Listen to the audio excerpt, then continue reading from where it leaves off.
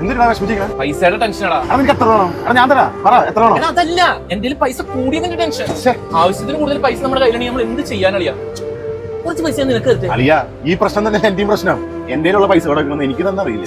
ഇനി നമ്മൾ എന്ത് ചെയ്യോളിയാ? ഒരു കാര്യം ചെയ്യ്, നീ ചാരിറ്റി ചെയ്യടാ. ചാരിറ്റി ഡെയിലി ഞാൻ ചാരിറ്റി ചെയ്യാറുള്ള 50 സെന്ററുകൾ എന്നെ വിലക്കേക്കാ.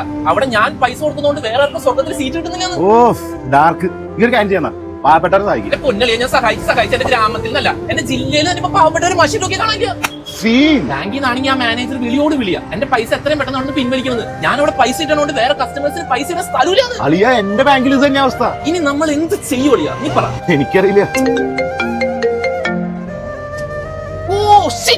എന്താ എന്തെങ്കിലും സീനുണ്ടോ? നമ്മൾ ഇന്നലെ നഷ്ടത്തിലാവുന്ന പറഞ്ഞു വെച്ചാൽ സ്റ്റോക്കില്ലേ 4 ഇരട്ടി ലാഭത്തിലായി.